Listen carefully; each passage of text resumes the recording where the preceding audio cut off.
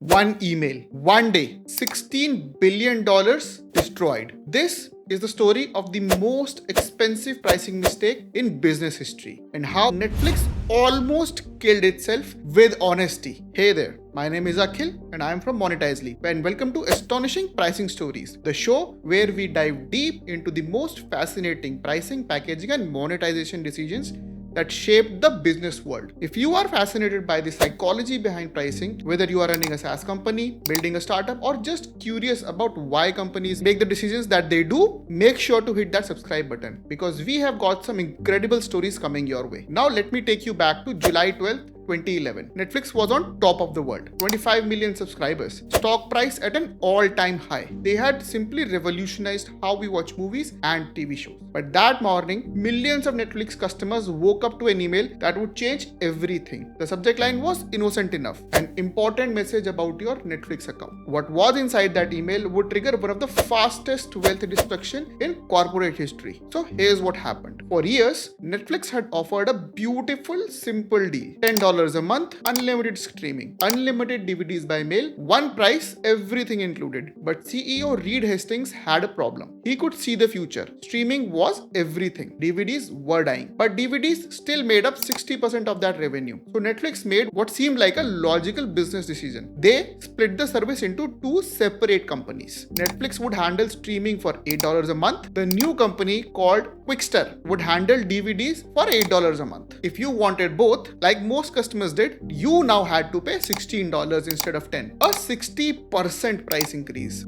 overnight. But here's the thing. Netflix thought they were being transparent, honest, fair. They weren't trying to trick customers into hidden fees or confusing bundles. They literally said in the email, we are separating unlimited DVDs by mail and unlimited streaming into two separate plans to better reflect the cost of each. Pure logic, pure honesty, also pure disaster. The reaction was immediate and brutal. Within hours, Netflix's Facebook page was flooded with over 80,000 angry comments. The Netflix blog post announcing the change received over 27,000 negative comments. But the real damage showed up in the numbers. Third quarter 2011, Netflix lost 800,000 subscribers in one quarter. In a growth business, that too. The stock price, it fell from $300 to $63, a 77% drop. $16 billion in market value. Gone. Reed Hastings later called it his Achilles heel and arrogance based upon past success. So what went wrong? Netflix made three critical psychological errors. Error number one, they violated the endowment effect. For years, customers felt like they owned both streaming and DVDs for $10.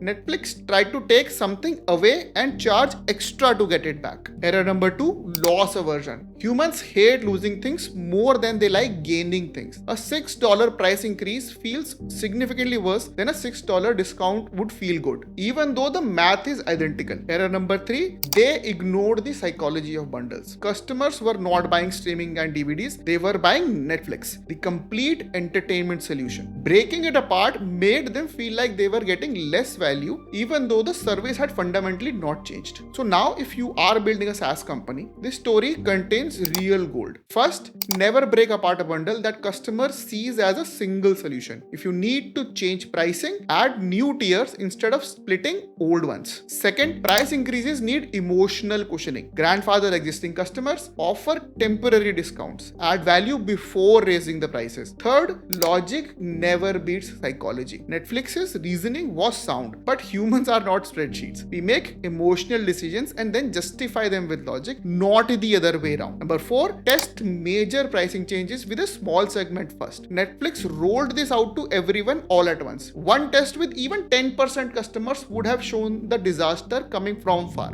Fortunately, the story does have a happy ending. By the way, Netflix quickly reversed course, grabbed Quickster and kept the higher prices but maintained the bundle. They spent the next decade investing heavily in original content, global expansion, and rebuilding trust. Today, they have over 230 million subscribers and a market cap higher than it ever was. It took them 3 years to recover from that one single email. The lesson: pricing is not just about numbers. It is about psychology, emotion, and human behavior. And that's exactly what we explore in every episode of Astonishing Pricing Stories. stories. Next week, we are diving into the story of an old fruit vendor who convinced customers they were outsmarting him while he made millions letting them think they won. Hit subscribe so you don't miss it, and drop a comment below. What is the biggest pricing mistake you have ever seen a company make? My name is Akhil, and I'll see you the next time. Thank you for watching.